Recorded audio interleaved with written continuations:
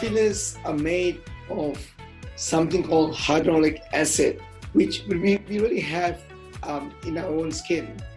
And these are now formed as products and is used to really restore volume and rejuvenate the face. Now, part of aging is really to, people can lose volume, predominantly the cheeks area, but can be any part of the face, it can lose volume. And dermal fillers are the best treatment to restore the volume, to also rejuvenate the face.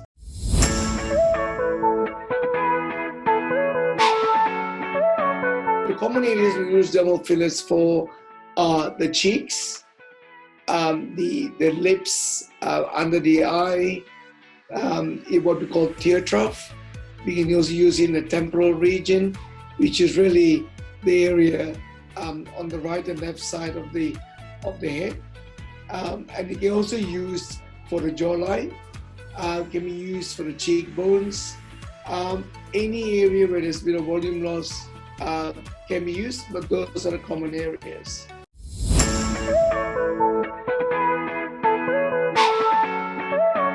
So again, it does involve a syringe and a needle. It's not overly painful, but it is a needle, but not overly painful. And majority of people do handle it really, really well. And we do use a numbing agent to help take the sting out of the needle. But by and large, it's not painful. And the other thing with the dermal fillers too is it also very much depends on the area you're treating. But the lips, I have to say, lips tend to hurt, potentially hurt the most. But all other areas that we treat, generally it doesn't hurt. Or by and large, it doesn't hurt as much.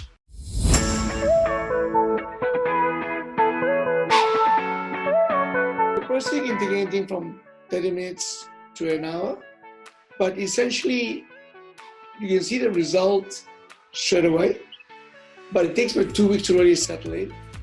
Once you get it done, you can pretty much get back to work or do what you have to do the same day. It's just a few precautions like no exercise or no nothing too strenuous. Otherwise, pretty much you can function normally, and we would advocate using some ice packs as well after treatment, just to limit the amount of potential risk of swelling and bruising.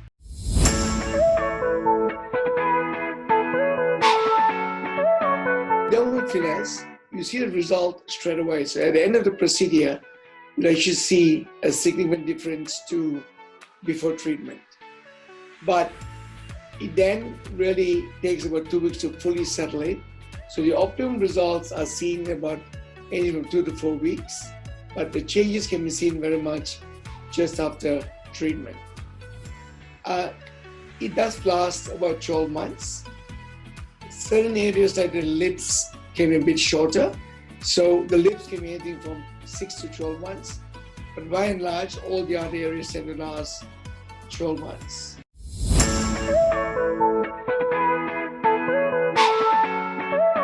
So it is very safe in as much that the injector needs to know the facial anatomy really, really well. That's the important part. Any procedure can have potential complications, but if one knows the anatomy really well and injects very carefully, then it can be a straightforward procedure with no complications whatsoever. The potential adverse effect that can arise is pretty much swelling and bruising. Again, depends on the area. The cheeks, the lips, and the areas under the eye tend to bruise the most. Cheeks and all that don't tend to bruise anywhere as much. But we do advocate lots of ice packs post-treatment.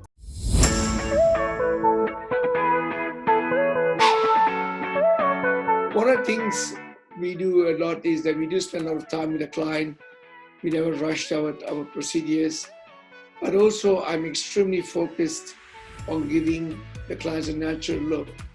Now, one of the things with dermal filler, there's a potential to be sort of look overdone, but that can only happen if the fillers are positioned wrongly or one is given too much of fillers. But what we do is we specialize in giving people an absolute natural look. So really, they go through a dermal filler journey, whether that's all in one treatment or whether we spread the treatments over 2 or 3 months or over 1 month, they will get an absolute natural look. So I do not go beyond the point of looking natural.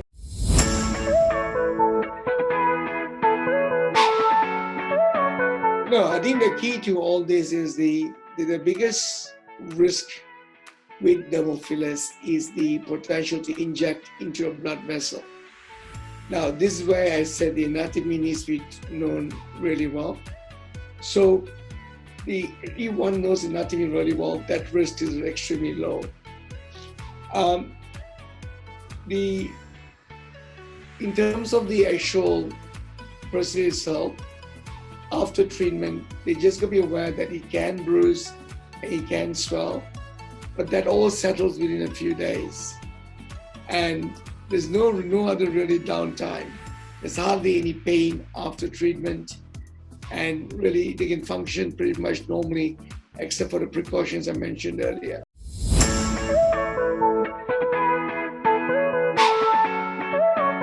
Yeah, they just gotta be careful of the alcohol intake. They got to avoid excessive cold or warm or hot showers.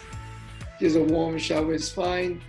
They just got to avoid the strenuous exercise and plenty of water, because the water does help the fillers to really settle in.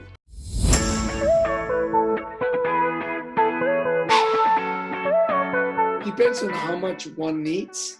So the filler is normally charged by per mil, but pretty much depends on how many mils they need, what they need, what area is being treated, and you kind of sort of package them up together to give them a good price and also a good outcome.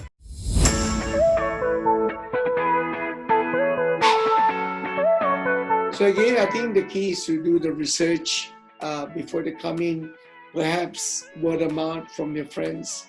But when you do research, the doctors or the practitioners' experience, how long they've been injecting for, and then again, coming for a consultation, see how they feel, and then sort of go from there. But the consultation is a very important part of the whole process. So they ought to definitely come for a consult and just have a chat and we try and assess their goals, their expectations, and work a plan for them. And then if they're really happy with what they've seen, then they can proceed.